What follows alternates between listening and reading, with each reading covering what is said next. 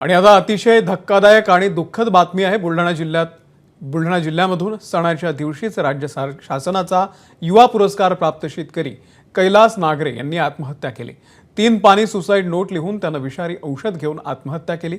खडकपूर्णामधून शेतीसाठी पाणी मिळत नसल्यानं नागरेंनी आत्महत्या केलेली आहे। कैलास नागरे या युवा शेतकऱ्यानं अनेक दिवसांपासून देऊळगाव राजा परिसरातील शेतकऱ्यांना खडकपूर्णा जलाशयामधून शाश्वत पाणी मिळावं यासाठी लढा सुरू केलेला होता।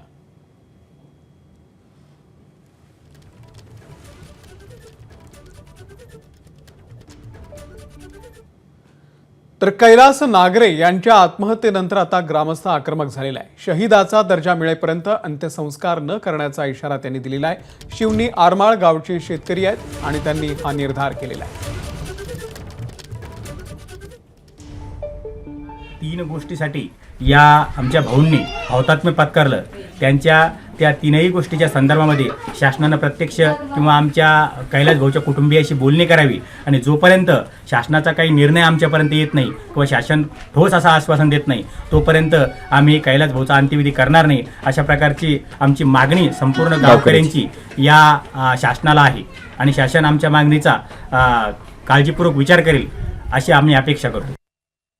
म्हणजे मी ते पाटबंधारे विभागाकडून सगळी माहिती अजून घेणार आहे जिल्हाधिकाऱ्यांकडून। सखोर अशी माहिती मिळाली नाही। मुळात त्या माणसाचं प्रबोधन करण्यासाठी शासन कमी पडलंय का किंवा मग लोकप्रतिनिधी कमी पडले का हा एक इश्यू असू शकतो आणि आपण नियमाच्या बाहेर त्यांना परवानगी हवी होती का या सगळ्या गोष्टी तपासून बघाव्या लागतील। परंतु जर जाणीवपूर्वक दिरंगाई झाली असेल तर त्या अधिकारावर कारवाई होईलच। इकडे शेतकऱ्यांना पाणी मिळावं म्हणून आमचा माणूस गेला। सरकारनं वेळीच दखल घेतली असती तर नागरे जिवंत असते। कैलास नागरे यांच्या पत्नींनी सरकारवरती टीका करताना ही प्रतिक्रिया दिली। शेतकऱ्यांना लवकरात लवकर पाणी न मिळाल्यास सामूहिक आत्महत्या करण्याचा देखील त्यांनी इशारा दिला।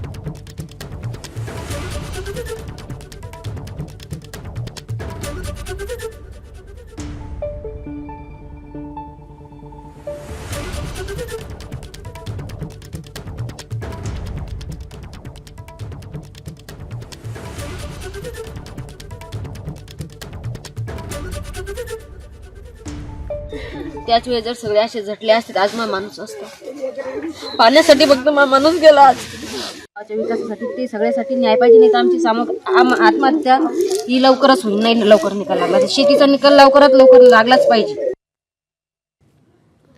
तर अडचणींना कंटाळून शेतकऱ्यांनी आत्महत्या करणं दुर्दैवी असल्याची प्रतिक्रिया मंत्री संजय शिरसाट यांनी केलेली आहे। शेतकऱ्याच्या दैनंदिन जीवनामध्ये ज्या काही अडचणी निर्माण होत आहेत त्या अडचणीला कंटाळून तो आत्महत्या करतो हे खरं तर दुर्दैव आहे।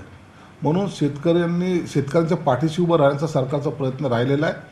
शेतकरी बांधवाला सुद्धा तुमच्या माध्यमातून विनंती असेल की हे प्रश्न आत्महत्या केल्याने सुटणार नाही, तर तुम्हाला सरकारकडून काय सहकार्य पाहिजे त्या बाबतीमध्ये सरकार गांभीर्याने घेत आहे। तुमचं सहकार्यसुद्धा काही वेळेला जे अशा घटना घडतात त्याच्यानंतरच्या ज्या प्रकार पुन्हा समोर येतो तर त्याच्याऐवजी घटना घडण्याच्या पूर्वीच काय उपाययोजना केल्या पाहिजे यासाठी सरकार गांभीर्याने पाहत आहे आणि आपणही आत्महत्या करू नये अशी तुम्हाला सर्वांना विनंती सुद्धा आहे। दरम्यान शेतकरी आत्महत्येवरून वडेट्टीवारांनी सरकारवरती लक्ष केलंय, तर आत्महत्या केल्या प्रकरणामध्ये सरकारवरती गुन्हा दाखल करण्याची मागणी तुपकरांनी केलेली आहे। मागच्या वर्षभरामध्ये 2700 शेतकऱ्यांनी राज्यात आत्महत्या केली। त्याचा कोणालाही सरकारला सोयरसूतक नाही। ज्या शेतकऱ्यांचा सन्मान तुम्ही करताय, तरुण शेतकरी म्हणून त्याला पुरस्कार देते राज्य सरकार, त्याला गौरवत आहे आणि तो पाण्यासाठी चक्रा मारून मारून आपली जीवनयात्रा संपवतो, म्हणजेच तुमच्या त्या पुरस्काराला काय अर्थ राहिला। एकूणच असं वाटतं की हे सरकार शेतकऱ्याप्रती निर्दयी सरकार आहे। या सरकारला शेतकऱ्याप्रती अजिबात दयामाया नाही। आमचा थेट आरोप आहे की तुम्ही शेतकऱ्यांना या सगळ्या परिस्थितीतून सावरण्यात अपयशी ठरला। कैलास नागरे हे शेतकरी आदर्श शेतकरी होते, हे सरकार पुरस्कार प्राप्त शेतकरी होते। त्यांची मागणी काय होती तर डिसेंबर महिन्यामध्ये त्यांनी त्यांच्या गावच्या धरणावर एक उपोषण केलं होतं, तेव्हा आम्ही त्यांना भेट द्यायला आणि पाठिंबा द्यायला गेलो होतो। परंतु जिल्हा प्रशासनानं त्यांच्या उपोषणाची फार दखल न घेता थातूरमातूर पद्धतीने ते उपोषण गुंडाळलं आणि वेळ मारून नेली। ही गोष्ट म्हणजे सरकारच्या डोळ्यात अंजन घालायला लावणारी आहे. सरकारवर गुन्हा दाखल झाला पाहिजे कैलास नागरेच्या आत्महत्येप्रकरणी. शेतकऱ्यांचा तर विषय दूरपर्यंत अधिवेशनात अजेंड्यावर नाहीये. सरकारला लाज वाटली पाहिजे. हा कर्जमाफीचा लढा आम्ही तीव्र करणार आहोत आणि 19 तारखेला सगळे शेतकरी आम्ही मुंबईला आमचं गाऱ्हाणं मांडायला मुंबईच्या दिशेने येणार. दरम्यान खडकपूर्णाच्या पाण्यासाठी कैलास नागरे यांनी डिसेंबर महिन्यामध्ये अन्नत्याग आंदोलन केलं होतं. 15 डिसेंबरपासून त्यांनी 9 दिवस आंदोलन केलं होतं. आंदोलन मागे घेताना 24 डिसेंबरला त्यांनी नेमकं काय म्हटलं होतं पाहूया. एजीओ साहेब, तहसीलदार मॅडम किंवा ठाणेदार साहेब यांच्या शब्दाने जिल्हा स्तरावर आपली मीटिंग ही 24 तारखेला आयोजित केली आहे. त्यामुळे आपण तुर्तास हे उपोषण मागे घेतलंय. जर 24 तारखेला याच्यातून तोडगा निघाला नाही तर आपण पुन्हा ह्या जोमाने ह्याच जोशाने हा लढा उभा करू. कारण आपल्याला सर्वात महत्त्वाचं आहे आपल्या पंचक्रोशीत पाणी आणि आपल्या हक्काचं पाणी, आणि त्या हक्काचं पाणी आपण नक्कीच ह्या ठिकाणी घेऊन येऊ. तर तेवढ्यासाठीच आपला हा लढा आहे.